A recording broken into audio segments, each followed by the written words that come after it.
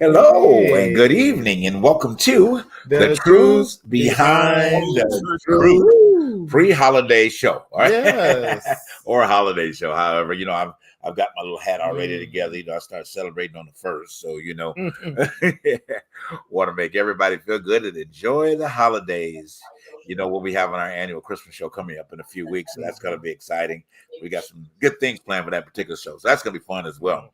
But anyway, so we're glad to see everybody tonight. Thank you for taking the time out to be a part of this wonderful meeting place of information, knowledge, and empowerment, and allowing, giving you the opportunity to know that you are enough in society and finding your authenticity. And as Parnell always says, keep telling you to get the hell out of my business.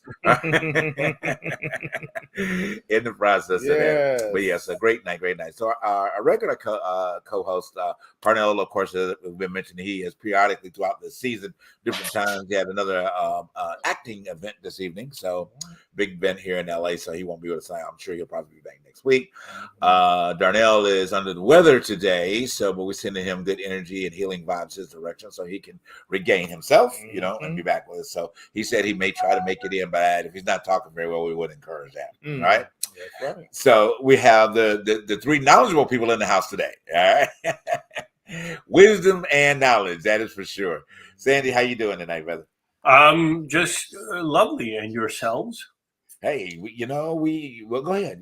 Well, I'm feel excited good. for you, but that too. But I feel good. I feel, I feel a little vindicated because I had, let's just say I went over a mile. Well, let's just say this: I accomplished something that I didn't think was, able to accomplish, or I was able to accomplish. Okay. So I'm very happy for myself. I got certified today. I'm actually an official Frito-Lay person, sales rep, and that was something that was very I was tittering a little bit on the edge because I'm, come new jobs, come new challenges. True. And what do you have to do to get certified? I had to drive, I had to unload, I had to create orders, I had to give away credits, I had to sell myself to all these accounts, basically stores, but it's just doing all of that by yourself. I had a trainer for 4 weeks. He trained me on certain things, how to at least get to certain accounts on time, receive, drop off merchandise, clean up, organize, and then go back to the warehouse. But for the past few days, I had to do it by myself. But the certification was based on, was I able to do the job? So they graded me on, organization, making sure that I was urgent with whatever I was doing, communication and all that stuff. So it was a lot. I had to, it was from like 3:00 in the morning to almost 2:00 in the afternoon. Wow. Well, congratulations. Yeah, I was about to say I am like totally so proud of him and the aspect of accomplishing that, because it's a beautiful thing when you accomplish something like that, and getting in. But as I always tell him all the time, I think that our experiences in life set us up for those opportunities when they come, because we always question, well, why am I doing this, or why am I in this position, or whatever, and we feel like we're not gaining anything from it. But at some point later on, it does come full circle. So I'm really, really excited and thrilled for him, and where this is gonna, take him until the truth behind truth is paying the bills. Okay, that's the truth. And then when that is paying the bills, then I won't have to worry about too much. Exactly. But other than that, though, but Thanksgiving was another. It's a and I'm gonna say this year has been going so fast for those who have been paying attention. I said this around July that we were almost towards the end of this year and coming new year. Right. But God, it feels like these holidays have been just going back and back to back, just fast. And I'm just now trying to catch up with Christmas. I don't know about y'all, but Christmas came too fast for me. How about you, Sandy? Well, it's not here yet.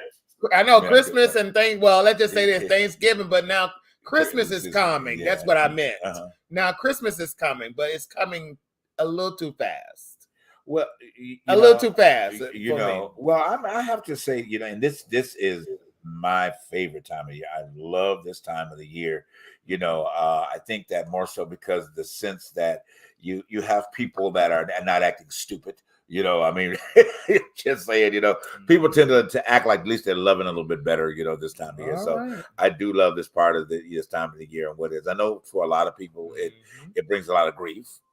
You know, and you know, I can't apologize for anyone grief, you know, during a particular period of this time, but I do send them, you know, good vibes and energy to, you know, to help them be able to deal with what it does, you know, at this will be point. the first year my grandma transitioned in July. Absolutely. It's been the first holiday without her. So Right. yeah, you're right about that. So, you know, and especially when you tend to someone transitions. And guys, let me be clear to, you know, for me, and I think for us, I don't use the word dead, die, you know, or whatever. I use the word transition because, you know, I started that a long time ago. Typically when my mother transitioned, you know, I was trying to find a way to take the sting out of that word dead, dying, you know, and all, because it just, the word alone just hurts, you know? So I looked at the term of transition and the word transition, it doesn't exclude anybody. So meaning that if you weren't under a certain phase with a certain group of people or whatever the case would be, they couldn't, you know, hone in on you, you know, or whatever, put their little spin on them, which I'm going to talk about in a minute. So that's why, you know, and I felt the word transition meant a little bit more comfortable going to the other side or how a person wanted to look at it. So just let me be clarity when I say transition or whatever the case may be. But you aside me to interrupt you about your point about grandmother. Yeah, but I mean, this will be the first year, right. We have celebrated any holiday without her. So. Exactly. She transitioned around July, which August would have right before her birthday. Exactly. August, but still though, that's something that's very touchy. True. You know. True. Absolutely. Anytime that happens. Right. So Sandy, how was your holiday? What did you do for Thanksgiving? My holiday was fine. I have a transition story. Okay. Yes, sir. God is up there in heaven, and he calls down to the devil, and he says, "Hey, Lord, do you have an engineer down there?" He said that transitioned a few weeks ago, and the devil says, "Yeah, we do. He's great." And God says, "What do you mean?" He says, "Well, he's been fixing everything." He says he's got the heat working. You know, if he's putting in air conditioning, we're going to have air conditioning down here. He said the water pressure is unbelievable. He says it's good. God says, no, you got to send him back up here. And the devil says, "I will not." He said, no, you send him back up here. That was a mistake. He's not supposed to be down there. And the devil said, "Absolutely not." God said, "I will sue you." And the devil said, "Oh, really? And where are you going to find a lawyer?" Wow! What they call a lawyer? Your lawyer that lied. Oh my God! You know what? I cannot. Oh wow! Yeah. Basically, definitely good spin on that. Yes, that's a good one right there. You know, it's interesting when you say about transition, because when I was young, and I remember the words of people passed away or they died or whatever like that, and then funerals, we were always depicted in movies as everybody wearing black and being very somber and stuff like that. And somewhere along the way in my lifetime, it became from where it was that to that it was a celebration of life. Right, exactly. Which just was another way for us to deal with it, and you know, your feelings and your emotions towards losing someone, especially a family member or a good friend. But you know, the celebration of life seems to me to encapsulate the transitioning much better than the other part. Absolutely. I totally agree. And I'm glad that, you know, today's modern culture is going toward that terminology, you know, because you know, we've always looked at death as being very morbid, you know, in and of itself. And it, to the person that's going or transitioning, they're like, "Hey, I'm out of here." You know, I don't have to deal with Biden. I don't have to deal with Trump. I don't have to deal with what's the name? What's the ugly woman name when we talk about all the time? Forget her. Murder Taylor Greene. You know, and all that. I'm just being, you know, humorous about that. But you know, and so you know, I just like to think of it as not as the morbid thing as, you know, it's been put over us or put over society for such a long time. And there's a story that I did share about my mom, you know, which actually we will be celebrating her 106th heavenly birthday. But at the time when there's yes, mom there. So happy birthday, mom. Was celebrating her 106. But at the time when she transitioned, it's a great story that I had. It's too much time to talk about tonight, but I did share it at some point in the show, and it really changed my perspective, on how I looked at, transition, or in some cases, declare the record of death. So, but anyway, so I just look at it different, and I just try to encourage everybody else to try to, to find a good peace with it, because it is something that all of us will experience at some point, hopefully that we'll see a greater good when that time happens. But anyway, so I'm going to dig in real quick. This has been, kind of a challenging week because one of my mentors in ministry, or mentors and preachers that are pastors or whatever that I look up to, transitioned a couple of weeks ago, which most of you, if you are in that realm, Bishop Carlton Pearson. One of the, I think, my opinion, or several people all over this planet, one of the greatest individuals, or you want to say, if you want to extract just even the word ministry away from him, but just a great individual that really cared about humanity, and to the point that would step into the depths of just total being ridiculed, for a shift in beliefs that the Christian community has founded their understanding on, which I think is just like completely unfair, because, anytime that you study, you should be evolving. There should be a better understanding of things. And if you are a person that reads the scripture, or read the Torah, or read the, the Islam, I mean, all of these things, there should be an involvement, within your ranks of spirituality. And we're not naming, or I'm not naming down to a specific religion, but I will have to preface that for what I'm talking about. Yeah. But there's such an inclusiveness of understanding that I believe personally that we are all put on this planet to witness, to be a part of, and accept. Yeah. But the problem is that we can't do that is because of religious practices or beliefs that we have put around the central point of scriptures, or made them become idols, and rather I can appreciate things being sacred, I can, and that whatever, but sacredness, it's like, for instance, if Sandy puts out a specific word, now he can say to his wife or his kids, whatever, this is my sacred word, but your words are going to transition to another point or another level based upon how your children take your word and explain it to people. Okay. So in that transition of change, it's going to change. The understanding is going to change. The way it's being delivered is going to change, because it's going to be said to someone else to help elevate them, So to what has happened in the realm of I'm going to say Christianity at this point, and where Bishop Pearson came forth 21 years ago, of a complete inclusive way of everybody being on the planet that is under, quote unquote, the Christian belief factor of under the headship of Christ, or whatever, in that aspect. He just simply said that all were saved in Christ. Okay, well, that shocked the Christian community like off the way, because they built their foundation on everybody going to hell. Okay, and everybody gonna end up having, because, or if they hadn't confessed Christ in the way that they thought, or whatever, everybody ended up in hell. And that's not true. Okay, that is not true, and it's not scripture. And if you want to challenge me on it, hey, you got the number. We'll put it up for you, okay? Because what has happened is that you have set this framework, which came from somebody else's theology back in, I think it was the 17th century, where that theology came from. All right. And it made its way into the Christian community. So you've accepted that, and it made it way, but you've made so many people discomfort about their lives. Just because somebody is not doing what you feel that they do, and then you run through the scriptures to find a way to justify something else different. But we got to go to a quick list. I'm going to finish it out. I don't want to talk about it a lot of time, but I just wanted to just celebrate him. And then we will be right back, and I'll touch a couple when we're going to rest our topic tonight. But as we go to break, celebrate Mom again, Mom. Happy 106th. And we'll be right back on this break.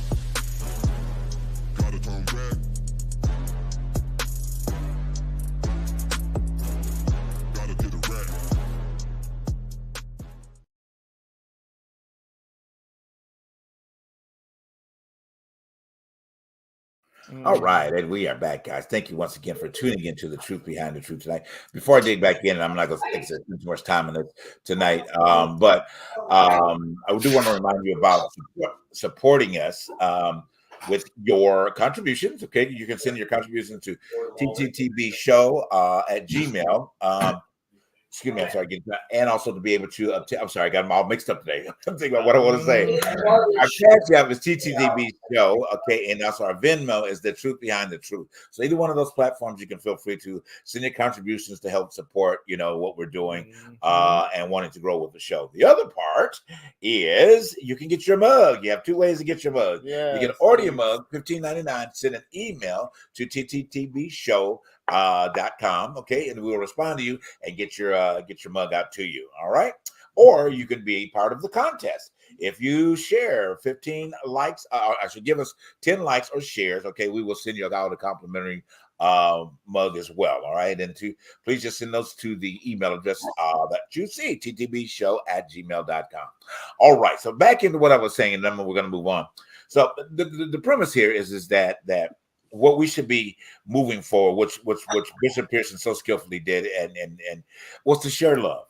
Okay, love is the key element to everything. It changes the framework of life. But the part that I don't understand is that why, as humans, we have such a struggle moving toward the position of love. I do have the answer for that, but I'm kind of throwing it out there as a kind of a question in the air, why we have such a struggle with the aspect of love. Because if you want to look at it from, I think, in every religious practice, wherever it is, maybe Buddha, Hindu, whatever the thing that people are involved in, they all premise everything out of love. They may have different ways of approaching love, but at the end of the day, they all, resign in love. But that's not the issue. The issue is he exposed a business. Okay. He exposed the foundation that keeps a business, like a religion or like anything that keeps going. When you go against the grain of any organization, I don't care if it's government, royalty, religion, if you go against the grain of what's been taught for many centuries, and it's been made, and money has been made because of these doctrines or scriptures, then there's going to be major pushback. Right. And with Bishop, I hate to say it though, but when you're telling people what they thought for many years was a fact, then there's going to be this crucifixion and this situation of you being ousted out and people saying whatever they want to say. I think honestly, the best thing he did was relieve himself from a situation he knew was what we all could, if we had critical thinking skills, is the fact that, even in the Bible, and I don't know, and you have to correct me on this. When Jesus was resurrected, he went to hell and got those who were of the believers out of hell, right? So my thing is, if that was the situation at hand, is there really such a place? Is there really a place? Is that really important to the story? If that is the case, now I'm just saying that to be honest with you, I'm not trying to hold a Bible study, so y'all bear with me because I'm not that, but I've heard that so many times within the church culture of that story. Now, but the facts are the facts. If there is no hell, I think everybody has that type of foundation where we all know we might all go to some place of peace, some place of paradise. I think everybody's obligated. Now, if that's what he believed, that's what he believed. But I think what it was is that, like Princess Diana, when it came down to the royal family, like Martin Luther King, when it came down to the system, when you go up against a mighty, mighty mountain that teaches all of this doctrine and tradition, then there's this major pushback. Even in death, he's getting pushed back because now it's been exposed for what it really is. And I hate to say it, but the right wing of Christianity at this point, I call them the Christo-fascists, they're being exposed right now, not only through Trump, but through the fact that these mega churches, through the fact that they don't pay taxes, but they're making all types of money. Somebody is making money and they're doing whatever they want to do with it. Now, that's none of my business, but at the end of the day, it's coming off. The wool is coming out of people's eyes at this point, and we're now seeing what it is to have a for what it is that religion is a business. It's a money-making business. Somebody's getting rich. That's all I got to say about that. Well, very excellently put. That's, I mean, if it makes sense, but I still think, at the end of the day, these people are going to say whatever they want to say about this man because he exposed, he saw it for himself. Right. And he was living that life many years with the Zusha, what he was doing in the 90s, but yes, he's going to get pushed back even in death. So, yeah. And true that. I think that, here is where we are a society of opinions. And we all have ours. We share them on the show. And public opinion rules trumps facts. Yeah, public opinion trumps facts. And then that's very sad. I know that this is taking a shift, but say I don't want to hear your point on that too, real quick. It's just what is your take on the situation? I know you could probably cover the simplest, but the idea of what you just said, pardon the name Trump, but Trump versus facts, meaning that you could be telling people the absolute fact, but they will choose to believe a lie. Yeah. Is there a question? Yeah, no, it was kind of a statement. I mean, just to kind of hear your feedback on the statement that we're making. What? I'm not sure I understand. You're saying if Trump told the truth. No, not Trump in general. I'm just talking about I didn't. Just the way that we had to preface the sentence. It didn't mean Trump in general, but we're just saying is that people will gravitate to the wrong rather than experiencing the right. I guess in this case, I'll say it that way. Well, some will, but not everybody. There's a lot of right doers, and there's a lot of honesty and integrity. But what the stuff that gets exposed is the stuff that isn't that.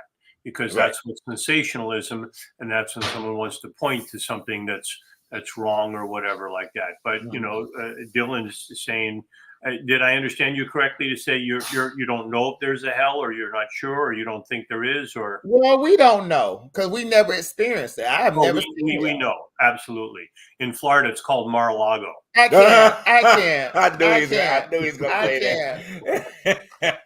And we're experiencing hell on Earth. Exactly. I mean, Earth is our hell because we get up every day. We deal with health issues, financial issues. Sure. We deal with all types of anxiety, depression. You're seeing it. You're seeing hell all over the place as we speak. Right. I have experienced this level of hell, but I have never experienced fire, brim, but you know what I'm trying to get at. Right. It's just the fact that people would go to that Christian reference or whatever religious reference that you serve, whatever God that you serve, that you're going to be condemned to hell. That's what society always, you're going to hell. Right. But my thing is, well, how do you know that it has existed? Right. Or have you ever experienced it or seen it? We don't even know how heaven looks. Right. I would love to see it, but experience, but I haven't transitioned yet. Right. And I have never died and came back to life like Nazareth. Right. Now, wait a second, Dylan. You don't know that. What if this is heaven? Yeah, you've got an excellent point. Yeah.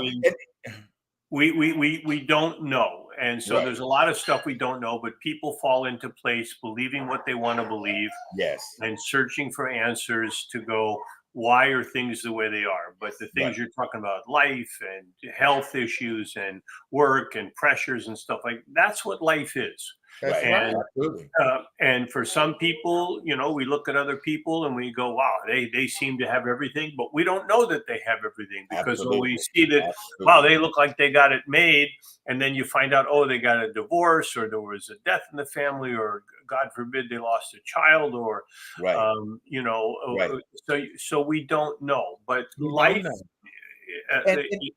I'm always amazed when people go, well, that's not fair. Life is not fair. Right. There's no part of it that says it's fair. And even in the teachings of the Bible and stuff like that, it is what it is. Yes, and, I personally don't believe that, God, whatever he is, omnipotent and just can watch, 6-7 billion people on the planet and monitor everything. You know, and he's supposed to know before it happens. Right. My thing is he's supposed, and that's the thing, and I'm so sorry for cutting you off, but it's just anybody who is ultra religious say God knows. God knew because he created heavens and the earth and man. Right. But if something as serious as this war over there and Gaza and Jerusalem, if this has been, and it's been going on for many years, but for centuries, why hasn't anything has stopped it? Questions that people like to tell you.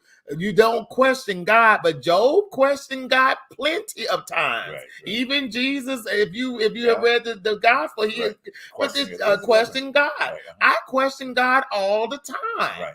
Why is life not fair? Why is it that we have to get up and struggle each and every day? What is the purpose of it? I don't get it, but that's the human side of me. That's the side that I would love for to be answered if it's answered. Well, let me answer you this way, because you started off the program saying that you achieved something by getting your certification, and so if that was just handed to you, would you appreciate it? Would it mean anything to you if you just went, I want to be a Frito-Lay person, and someone just, now you are, poof, the genie. So life is about progression. It's about assertion. It's about what we do, what we want, how we approach it and stuff like that. And there are challenges along the way. And if there weren't challenges along the way, would we enjoy it and or even appreciate it or understand what it was? And if that's what heaven is, where you get there, everything's perfect, I have trouble believing that too, which is why when there's a joke and God calls the devil to say, oh, there was a mistake, he's not supposed to be there. Well, wait, this is heaven. You're God. How can there be a mistake? Theoretically, there shouldn't be a mistake. It should all be perfect. But, our human side of us says, no, there's mistakes everywhere. It's hard to attribute the things. Right now we're watching Israel and Hamas and a war and people, innocents being killed and go, oh, that's God's plan. I go, I can't blame God for that. I got to blame the people because he gave us free will. So those are those people that want to hate each other and they want to hate on each other, and the Hamas wants to exterminate another group of people. It just doesn't make sense to me. It doesn't make sense. And true. I mean, it's a well point. I mean, just both of you guys said, and see, this is what I call honest truth behind the truth dialogue. Okay, because this is where you find some of the answers that you are seeking, maybe in your one-on-one meditation or whatever the case may be. And I think that one of the major problems is that we have been conditioned as a society, and then we'll box it into a religion, is that we seek everything outside of us. Because outside of you, it's tangible. You think it's the insecurity, but the true answer is what you guys spoke of. Is within you?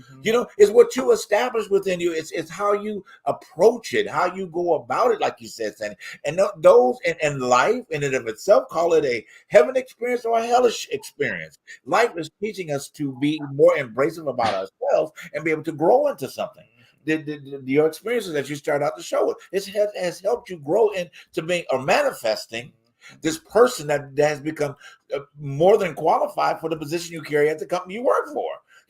So in a nutshell, because we got to move on. We'll let you keep talking about this, but we got to move on.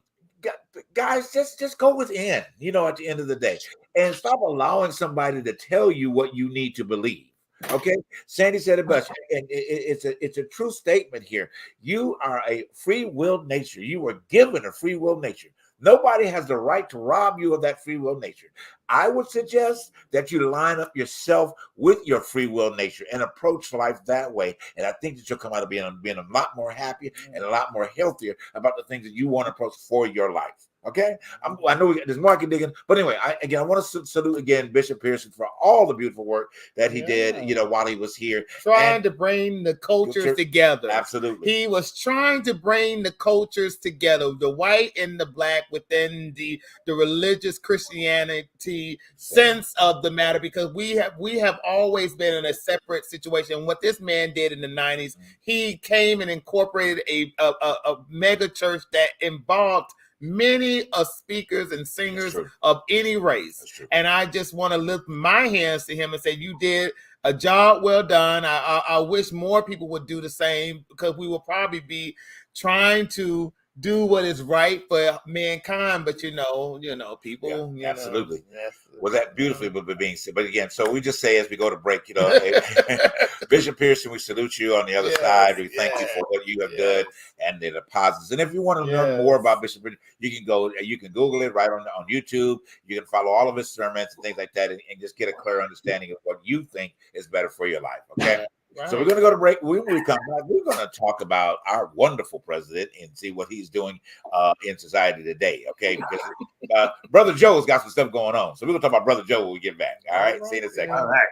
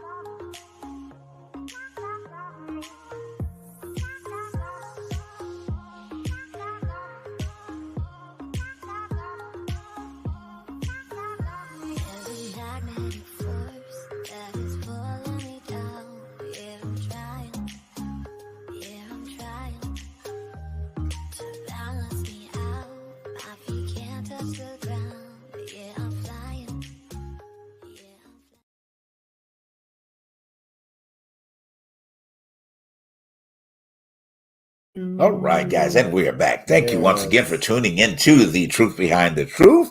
Tonight, we're sharing more truth, all right? I want to quickly remind you guys to get your mug, your Truth Behind the Truth mug. Just simply send the email, requesting the mug, and we will figure out the pay system for you to be able to do that.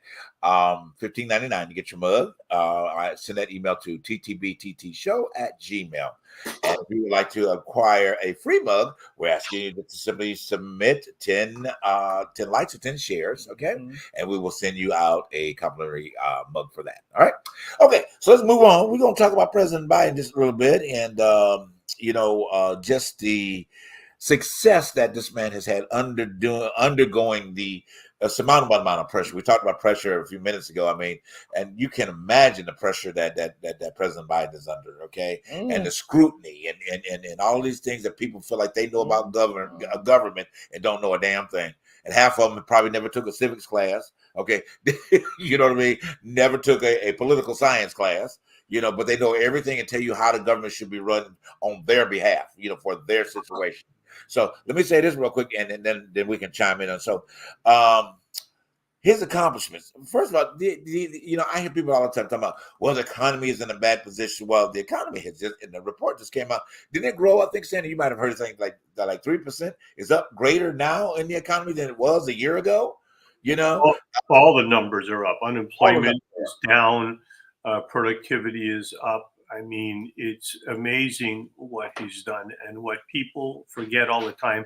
And when we talk to people and they say things and you go, and we were talking about in the pre-production meeting, Right. And I wanted to bring this. When anybody that's ever been on a cruise, you'd be going on this giant ocean liner, and if there's an accident and someone falls over, it takes that ship several hours to turn around. Right, exactly. By the time it slows down, it gets, to go try and rescue that person. And the American economy is the same way. When one president puts something into action, it doesn't happen the next day. It takes years for all the effects of that to happen. So, Trump rode the wave of Obama and all the things he did. And then he started to, cut taxes for the rich. And that raised our debt, and he had the highest debt. And so Biden is saddled with that. And now Biden's trying to undo the things Trump did and correct the problems, and not to mention we had COVID, which, I'm not going to blame Trump, but I'm going to say he didn't handle it correctly or didn't handle it very well.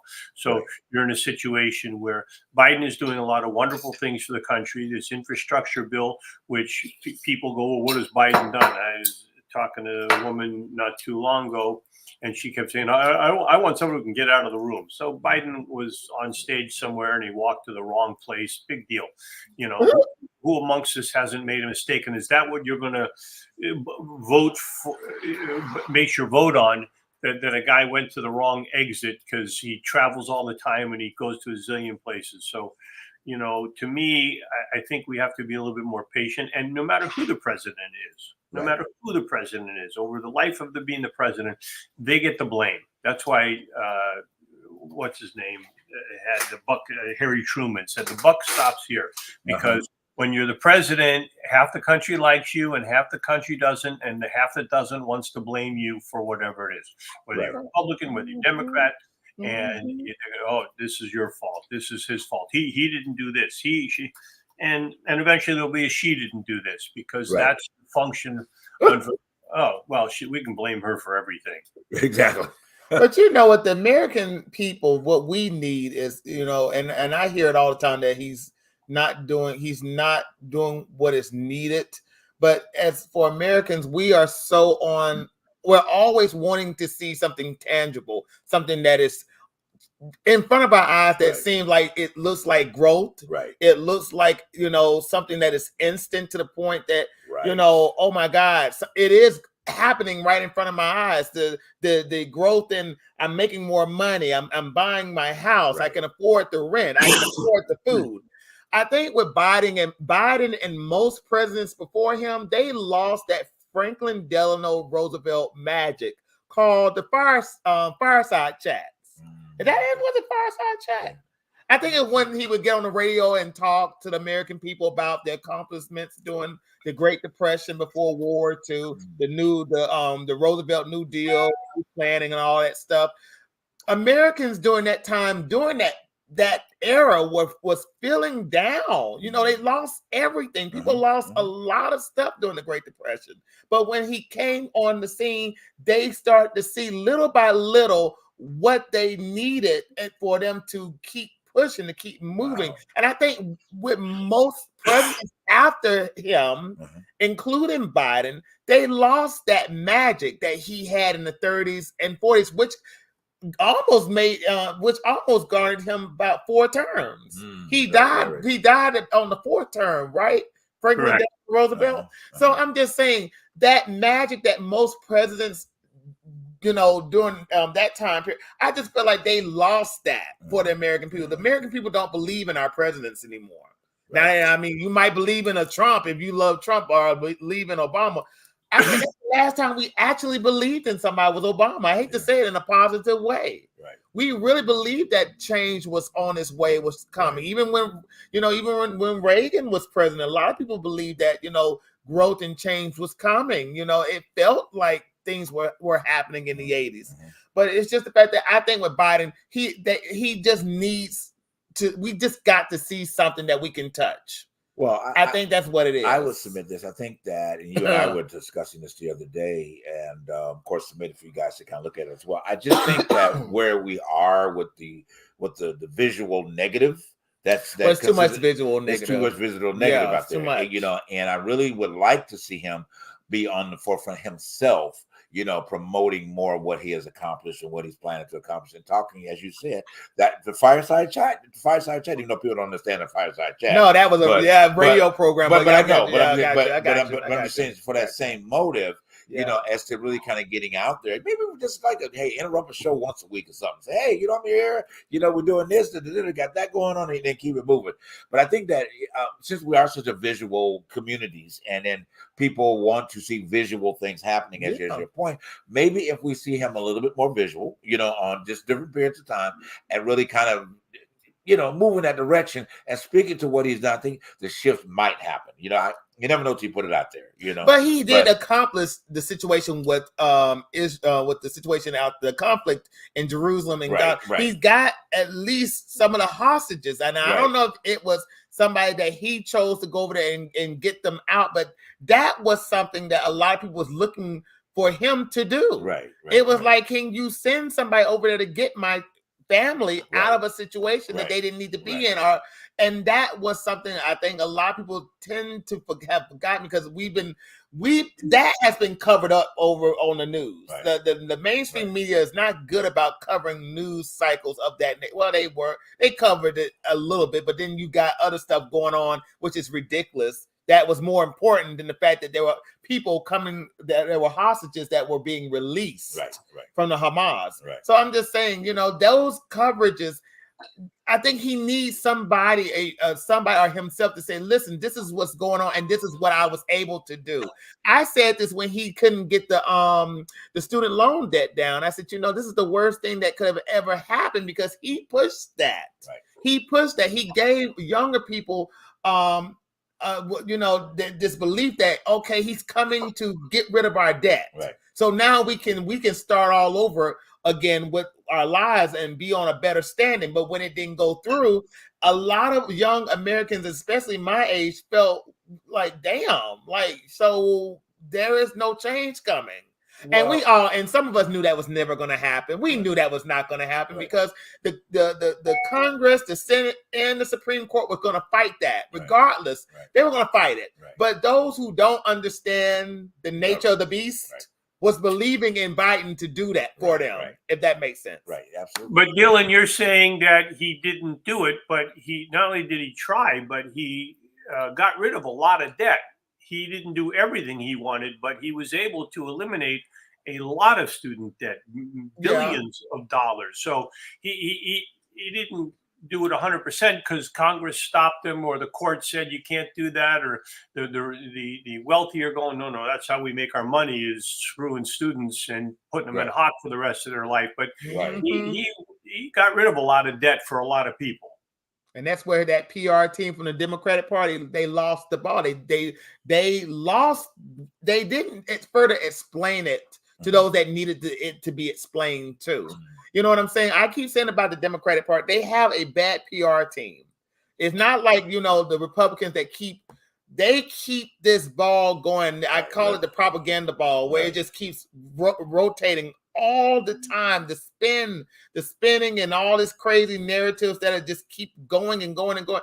I just wish sometimes with the Democrats, they could keep the narrative, like you said, about the fact that he was able to get rid of some of the debt, but he was not going to be able to get rid of all of it. But the fact is that they needed to further explain it to those young people who didn't understand the situation and where it was going, or where it has been going. So because they're still trying to fight it in some form or fashion. So what would be our, using this particular subject, what would be, I think, our point for him to, do we think that he needs to revisit it again, or is it that he just kind of throws his hand up and walk away from it because it didn't happen? Well, now, but here's the thing, and then I'm going to throw this, just drop this little nugget in here. The one reason why they this group of people that like that orange-faced man, is because he didn't like to take no for an answer. Okay? So his motive was, if he would have gotten, gotten the pushback, which he probably wouldn't have, but the pushback for the student loan, and he was told no, we weren't going to do it. He would have executive ordered it. So because of that, because of that precedence that he set out there, this is why people, the younger group of people, and the ones that are gravitating more toward him, is because they feel like that he was able to override what was coming through from Congress or whatever the case may be. There were lawsuits against him. Exactly. Yeah. You know what I'm saying? So that's something that we kind of need to explore a little bit. Sandy, you want to elaborate on that just a little bit? Well, there's so many things to elaborate on, but what we tend to forget is everybody's focused on what works for them. So if you're a student, you're going, oh, that's really important to me. But you have a president of the United States that goes, well, let's see, I'd love to do that, but I got someone fighting me on it. But while they're fighting me on that, I'm also trying to pass an infrastructure bill. While I'm trying to do that, I've got to get our folks out of Afghanistan. While I'm trying to do that, I've got to take care of this situation that's just come up in Israel. While I'm trying to do that, there's a hurricane that wiped out a country or an area, of the world, and we've got to send aid. While I'm trying to do that, I've got to deal with forest fires. While they're trying to do that, and I'm the president, and I get all these things thrown at me.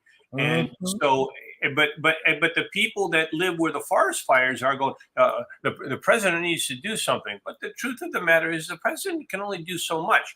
And then he's always in a situation where the American people have made the government 50-50, half Republican, half Democrat, in the Senate, in the House, and they're out there fighting. And then you get this war in the House where we didn't even have a leader. They couldn't do anything for 3 weeks. Well, and you go, so you want to blame Biden for your student debt, and you go, the Republicans kept Congress from being functioning for 3 whole weeks while they went through this and got rid of McCarthy and stuff like that. So, look, you can go on and on, but go back to the fireside chat for a moment, Dylan. And the reason we don't have the fireside chat is because in those days, there was no internet and there weren't 200 cable channels, plus all kinds of stuff like that. So he was able to talk to the American public, and there were a handful of things, and they put them on, and you go, oh, I'm going to listen to them because that's all that was available to me. But now, if Biden, or even when Trump was president, did a fireside chat, the other side comes in and goes, you know what I think? I think he's this. And so everybody's got an opinion, and everybody can tweet, and everybody can post, and they can go on Instagram, and they go on Facebook, and they can tell you what they think. And so there is no place of dissemination that you go, oh, that's where it is. The Walter Cronkite's gone. So the guy who the truth of America, and you believed him. We don't believe anybody anymore. And Trump's out there telling us it's all fake news. So as soon as anybody believes that, if 2% thought it was fake news, but you got 40% of the country goes, oh, it's all fake news. So then you got the other side going, no, it's real news. But then you start to go, well, when you hear things, how bad is it? We don't know. Right. And when you have when Biden passed this infrastructure bill for $1.2 trillion, which the numbers are almost, it sounds easy at $1.2 trillion, but you go, how much money is that? And he wanted so much more than that. And every Republican voted against it. But what did they do after it passed? They went back to their district and said, all this money's coming. Really got to help you out. You know, give me your vote. I got this done. And you go, your people are full of shit. You didn't do anything except vote against it. But now you want to get credit for it. That's so true. But I was about to say, as the American people, please get involved. Understand that you got a local, state, and federal situation, and you just need to know what's going on in your backyard. Gotcha. So we got to go to a quick break. We will be right back with more of this discussion. Amen. You want to.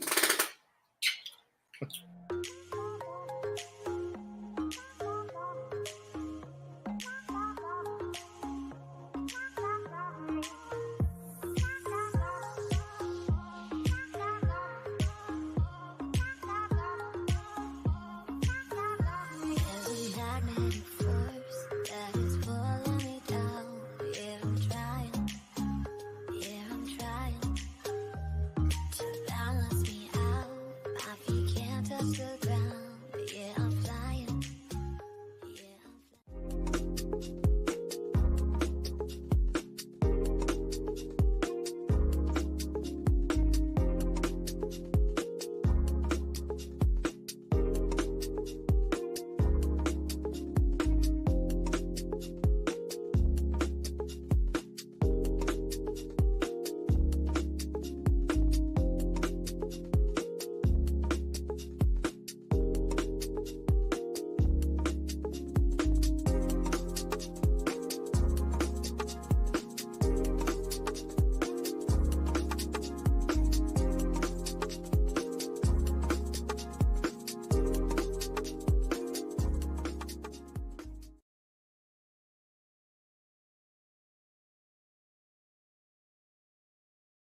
All right, and we are back, guys. Thank you so much once again for joining us on The Truth Behind the Truth tonight. It's been a good, lively conversation thus far, so we're going to keep it going.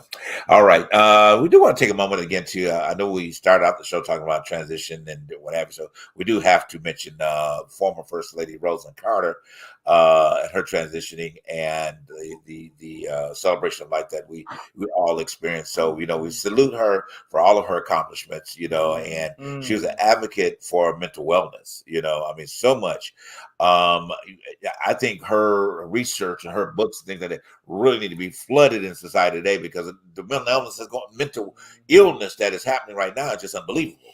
I mean, it really is. So if there's a way that we can get her information out there a little bit stronger so these people can start addressing their issues, because it's really taking a turn for a real challenge, with mental health. I mean, and that we've done shows on that. We need to probably revisit that again, which we will at some point. But I just want to send a salute to her as well, and all she accomplished while she was present with us here.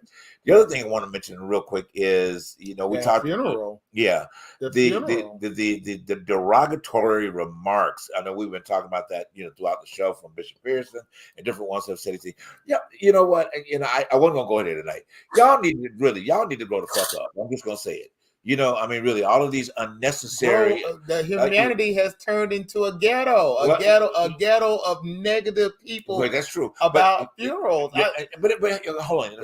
But realistically, I mean, why would you even put something out there? Okay, so this man, I'm talking about President Carter. Yes, he is in his transition stage. Okay, he's been transitioning for quite a few months, and surprisingly, she went before he did. Okay, but he wanted to be at his wife's celebration. Okay, these people just consistently mocked how he looked. The man is 99 years old.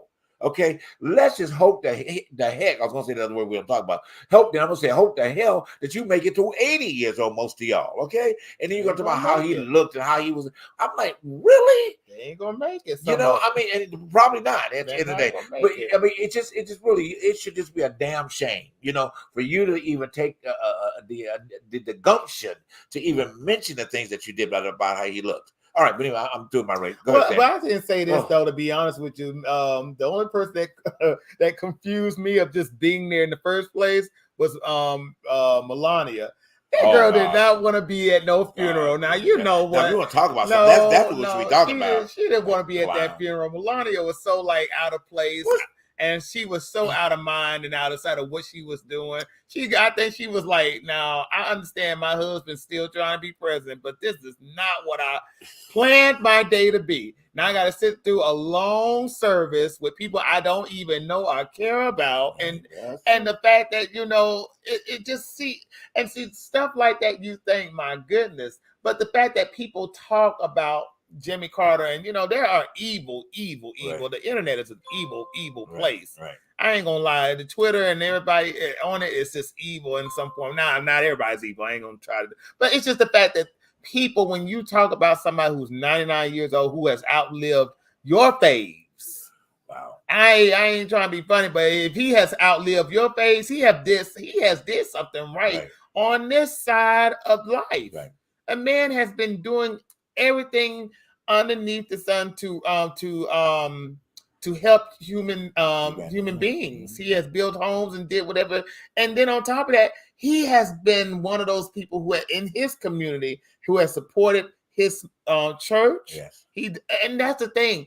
Their marriage, they've been married for such a long time. 77 years. Yeah, 77 years, and that right there is an accomplishment. Right. You came and you happy who won't even last for 4 to 5 months nowadays. 4 to 5 hours. What you talking about? Oh, well, there you go. Go ahead.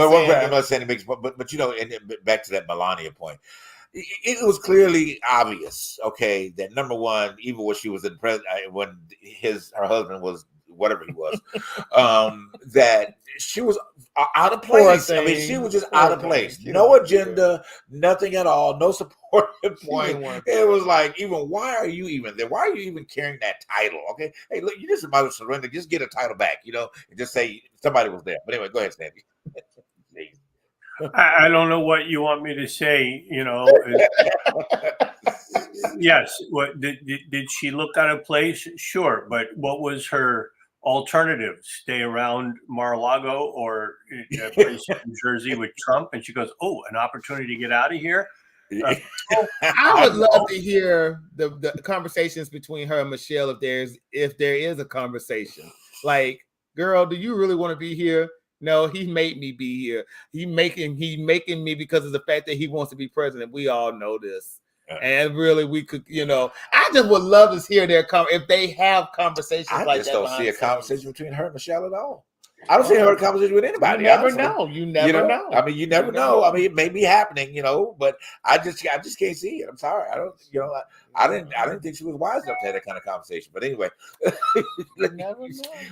Real quick before we go, I know you're about to say something, Sandy. Go ahead, Sandy. Go and finish. I'm so sorry. No. Look. Rosalind Carter was.